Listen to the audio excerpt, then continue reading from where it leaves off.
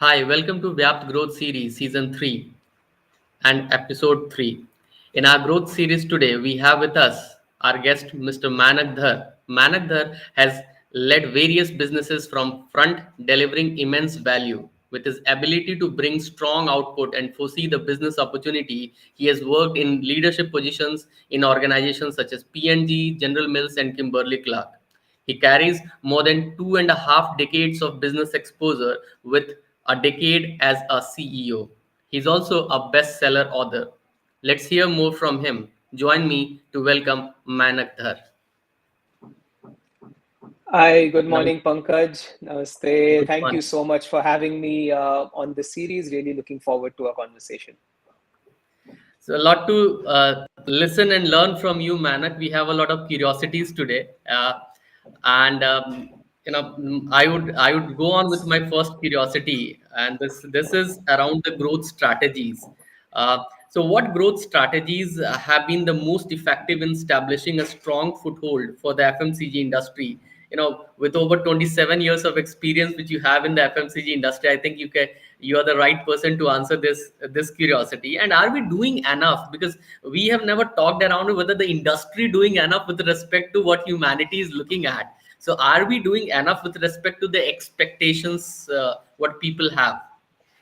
Sure. No, that's a great question, Pankaj. So as I look back at my experience, I've been lucky to have worked on some great brands in some great companies and actually across sectors. So I worked in core FMCG, managed restaurant businesses in Haagen-Dazs, worked on consumer healthcare, but all of them have been consumer-facing businesses. So if I look at any consumer-facing business, I think to succeed and have sustainable success, a business or a brand really needs to have good answers to four questions. So I'm not going to start with textbook business school strategies, but four basic questions. The first one is why. Why does the brand exist? And this really comes down to the purpose behind the brand, the story behind the brand.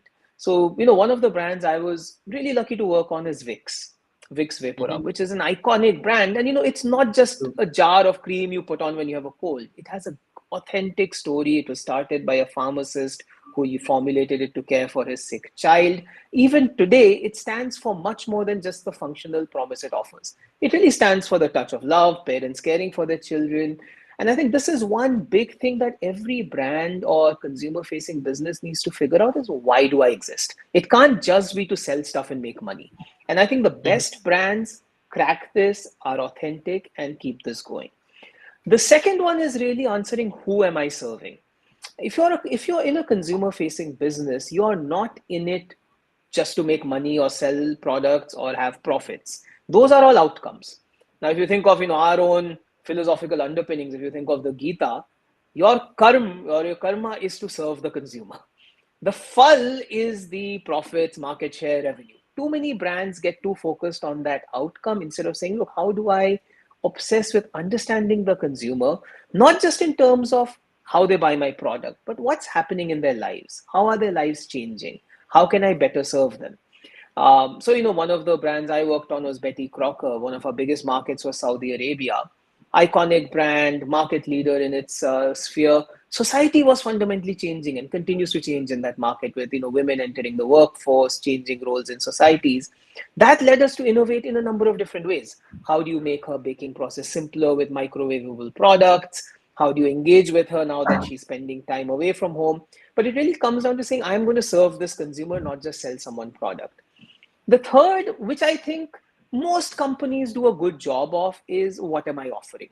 Which is really Mhm. coming down to look, do I have right propositions that are meaningful, relevant, differentiated? These are things which most business schools teach, most young managers are smart about. The fourth Mhm. one is in how am I adapting to changing environments? We live in, everyone says VUCA world, volatile terms, it's a cliche. Reality is the world is changing rapidly, sometimes expected, sometimes unexpected. And I think the True. best brands are those who are able to either anticipate or, if not, then react rapidly to change. So if I think of the most recent disruption we went through with COVID, Mhm. rapidly consumer habits changed on where they were buying, where they were consuming information.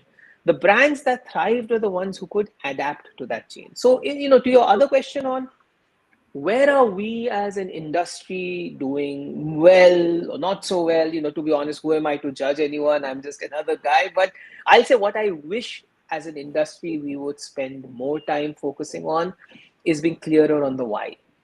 Mm-hmm. I think building a consumer facing brand is not a short term exercise.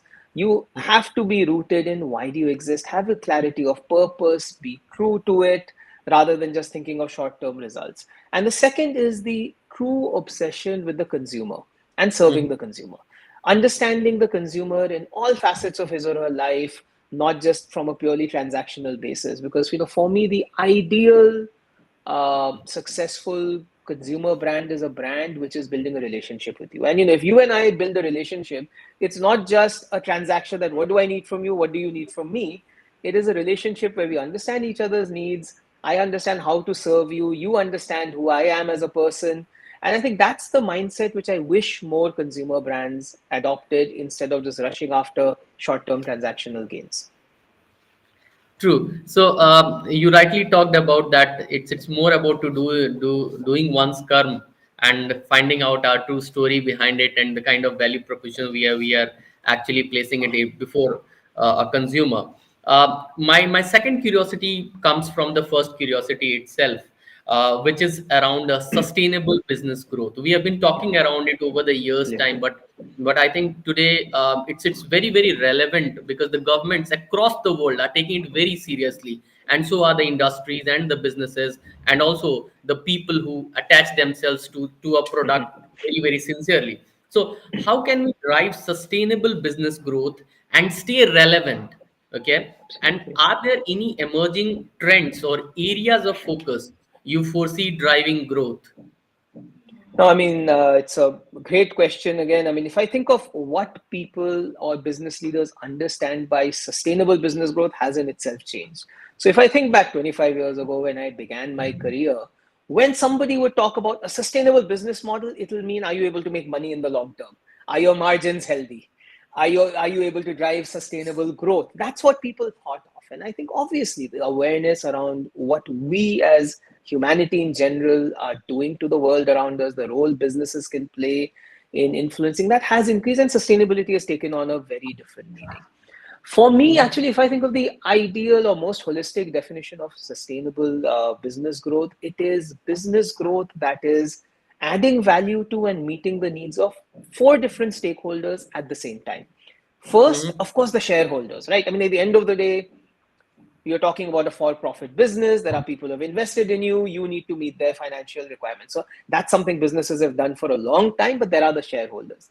Second are your consumers. I just talked about it. Are you adding value to your consumers sustainably over time so that they are rewarding you with growth and profitability? Two other things which I think are critical. One is your employees. In the context of sustainability, we don't often talk about that. The realities as businesses, they say charity begins at home.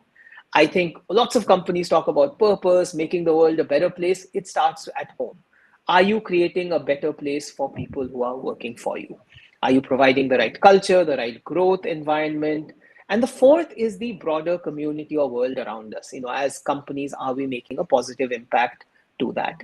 So I think for me, it's when an organization can think of all four holistically in an integrated way.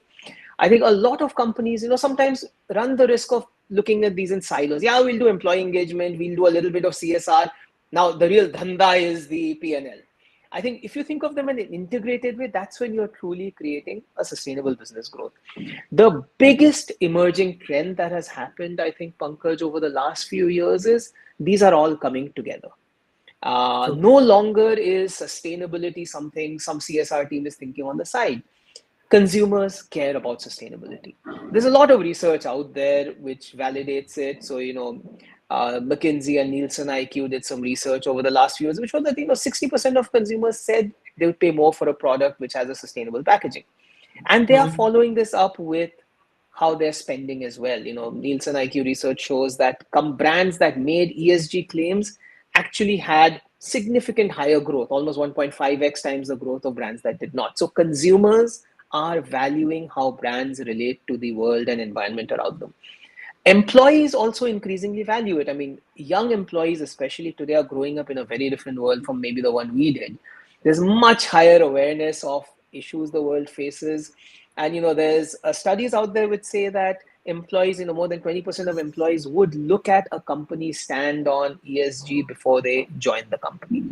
Mm-hmm. So, and from a financial standpoint, companies which are leaders on ESG are significantly outperforming those that aren't. So I think that's been the biggest trend. And I think business leaders need to recognize that what's good for the world, what's good for our consumers, what's good for the employees, and what's good for our shareholders need not be separate things. Look at them in a holistic way and drive that together as the organization.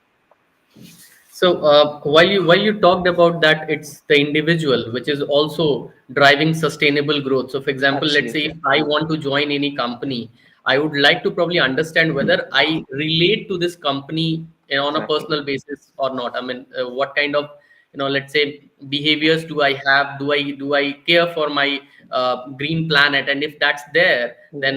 then I would like to join that company. Else, then obviously there is a mismatch with our thoughts and the Absolutely. expectations of the company. Is that one of the things which you are going to It, see it also in the future in terms of hiring the talent? Do you see this as It, one of the it is. factors? I think I know this is being live streamed and it's going out on LinkedIn. And I think what's happened with the way information technology is spread, especially with social media, is there's a lot of democratization of this process. If I again think back 25 years ago, sorry to sound like an old man, when I was appearing for my first job interview, it was a room, complete strangers. I had no idea who they were. There was no LinkedIn. I couldn't look up any profiles. I was walking, it was a much more power vested with the company. Now, if I'm a young job seeker, I'll go look at the profiles of senior leaders in the company. I'm considering what are they posting about, what experiences have they had, what awards has the company won, what material is the company putting out on social media. So it's not just a one-way communication of the companies telling you we believe in this. And I think that's a great trend, and we'll see more and more of it, which I think is a healthy trend because it's giving power back to people to really Mm-hmm. make well-informed decisions on the brands they buy, the companies they join, the kind of people they aspire to become like, less from I guess, an old world hierarchical view of, we are the big company and, we're doing you a favor by making our brands available or giving you a job. Okay, wonderful, wonderful, Manak. And I think this was an in-depth understanding which you gave to our viewers in terms of the sustainable practices into FMCG. My third curiosity is around the employment aspect of it. Mhm. Looking at the diverse FMCG market, it's very very diverse. How crucial do you consider the adaptation of localization of products to generate further employment? And my Sure. sub question to this is, are there any technological advancements contributing the growth in the industry? Sure. No, I guess to the first part, I'll take the two parts slightly differently. Okay. Adaptation versus, let's say local manufacturing or localization. I think adapting a product or a brand, especially if we're talking about a global brand, I think it really comes down to what I said is, what is needed to win with the consumer. Reality is Okay. not every brand needs to be adapted the same way. Some Mhm. categories inherently are more local, like food is a category I've had a lot of experience on. That tends to be really local. You have a Big Mac in the US, we have a Maharaja Mac here, given very different dietary preferences. When I worked on Haagen-Dazs, we launched a Kulfi Faluda, which doesn't exist anywhere else in the world. So you're taking a Mhm. global brand with a lot of the global attributes, but you're adapting to better meet local needs. I think Mhm. that's something that's important for any good marketer to think about. But the important thing is don't adapt because somebody's telling you to, or because adaptation is good, or go the other extreme and say global is good. Focus on the consumer, see what's right to win with the consumer, keep what's consistent if it helps, adapt as needed. Localization is a really interesting question because I think at the end of the day, for every business, localization in terms of setting up manufacturing, hiring people ends up becoming a cost benefit analysis. And I think, speaking as somebody who's Indian first and then any corporate employee second, I think for me, if I put on the hat of somebody who's a very proud Indian, I think India's made a lot of headway in that count. I think gone are the days when we're just competing to be a cheap manufacturing location, and we are seeing a lot of impetus behind Make in India. But the other thing which I think India is starting to do really well, and I want us to do even more, is a source of intellectual capital. So, in both my last two organizations, General Mills and Kimberly-Clark, we had huge technology centers, global business centers based in India doing high level data analytics work for the globe. And I think as an organization looking to, set up roots, one part is manufacturing, which sometimes comes down to cost benefit, but the other part is really understanding capabilities and that you can harness in a particular market. And I think India's in a wonderful place because we have cost competitive manufacturing, we have great talent, we have capabilities to offer. And I think that's something which I think is an increasing trend. And when people talk of make in India, they think of big mega manufacturing sites. But the other part is the vast intellectual capital we have, which a lot of companies are tapping into as well.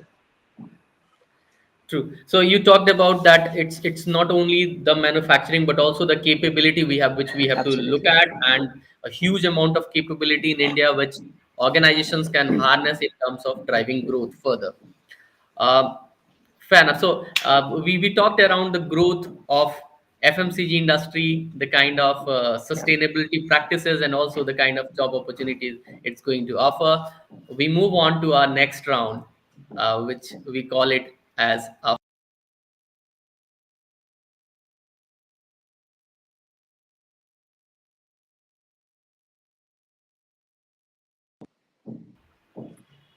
So Okay, so yeah, go on. let me Go on, probably Pankaj. share with the viewers. This is a first kind of a round you'll find anywhere, a flip round wherein the guest gets a chance to ask a question to the host, and host has to answer in 30 seconds. Over to you, Manak.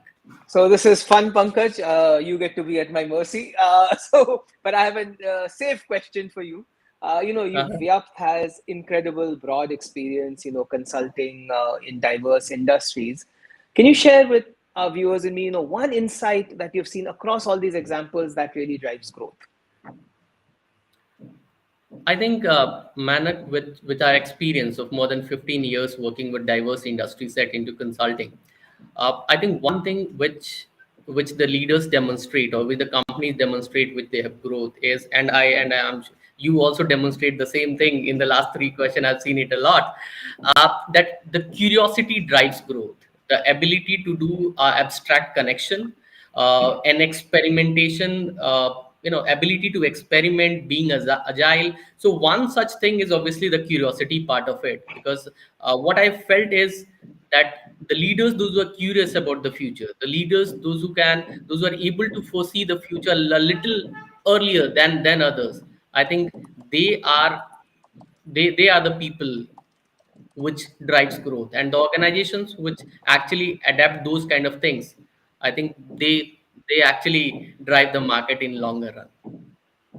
No, that's a wonderful question answer, Pankaj. I'm reminded of a quote from Albert Einstein. He said, "I'm not clever, not especially gifted. I'm only very, very curious." And if Einstein figured that out, we are but mere mortals. So, Manak, thank you for this, and I would move on to my next question, our curiosity, which is learning on the go. So, you have done many hacks, Manak, with an exceptional work you have done in the last three organizations. With a decade around being a CEO and then a best selling author, you talk yourself as a business leader in day and an author in night. Um, Probably would like to, I'm sure you must have a lot of stories probably which has inspired you, which has motivated you to do better every next day when you wake up. So can you narrate an incident which has been a source of incredible learning for you? I'll do that, Pankaj, definitely. But as you mentioned, sometimes curiosity and learning comes from making abstract connections. I'm not going to talk about the world of business. I'll talk about a side of my life which Sure. we haven't chatted on. Is I have a number of passions. Number one, of course, is my family. Been lucky to work in a sector I love. I love engaging with consumers, doing stuff that adds value to consumers. Love writing. The other thing which I've done now for many, many years is practice karate. Okay. I started learning karate when I was very young in school, college, got up to a brown belt, completely left it, with all the pressures of work and travel and excuses, not pressures. And I got back to learning karate when I was 40 years old after a gap of almost 20 years. because Mhm. my son wanted to learn karate. And then we went to the dojo, and I went to enroll my son because he was interested in learning. And my son told the sensei, my daddy used to be a brown belt. And the sensei said, hey, why don't you learn again? And I said, me, these are kids. He said, no, you should learn. You're never too old to learn. And he said, but I Uh-huh. have one condition. The condition the sensei put was, you may have been a brown belt and you may be whatever you are in the corporate world. At that time, I was 40. I just got my first CEO job. He says, I want you to start as a white belt, as the bottom ranked in the class. And I joined the class, and I was chronologically in age terms, more than 2x the age of the next oldest student. I was obviously in the corporate world, supposedly a CEO, and here I was a beginner. My Mhm. teachers and my seniors were sometimes kids who were 16, 17, 15 years old, and I was Mhm. learning from them. So I've been Uh-huh. on that journey now, last 10 years, last 9 years rather. We've been learning. My son and I have been learning together. I've now gotten a black belt, as has my son. But that experience, I think, taught me something which we never really get to learn in the corporate world, which is humility. Which is, you are never too big, too old, too qualified to start as a beginner in something. Second is the idea that you can learn from anyone. In the corporate world, often we have people who have hang-ups around, how can I report to this person? I am older than him or her. I am this batch, that person's that batch. Here I was, a student to kids who were less than half my age. And that taught me that you can learn from anyone if you want. You should always think of yourself as a student. And I think that's been an incredible learning experience for me. When you become a black belt in karate, the designation they give you at the first dan is shodan, which means beginner, which again just grounds you in the mindset of your journey is not ended. There's still so much to learn. And I think for us in the corporate world, if I make the connection again, what happens sometimes is leaders start believing their own myths. All the great stuff you said about me, 25 years experience, great man. Oh, wow, this person knows everything. No, the reality is all of us have so much to learn. And the starting point of wisdom is an acknowledgement of how little we know. And then the curiosity to learn more, the humility to learn from everyone. That's, I think, been a great experience which I've benefited from, which I try to bring to bear in my day job in the corporate world, in my general outlook to life, which I thought I'd share with you. That's a wonderful sharing, Manak. I think you have been humble enough to share this, story with us, and under the kind of context you put a very important message that we have to get over the conditional biases we have in our minds. That I cannot report to him, or he's much younger, or she's much younger to me, or whatever be the conditioning. So you have to get over it if you actually want to unleash the kind of potential you have in life. And I think, Manak, you did a wonderful job. So two times becoming a black belt after 20 years, you took chance to actually go it along with the sun and doing it. This was such a wonderful story sharing with you, Manak, and I'm personally, I got to learn a lot of things from this particular part of it. So thank you so much, Manak, for the kind of inputs and insights you have shared from FMCG industry. And I think learning on the go was exceptionally well defined from your side. Thank you so much for being a part of VYAPT Growth Series. Thanks so much, Pankaj. Thanks for having me over, and all the very best to you and all the viewers. Hope you all have a wonderful new year ahead. Thank you. Thank you so much. Bye.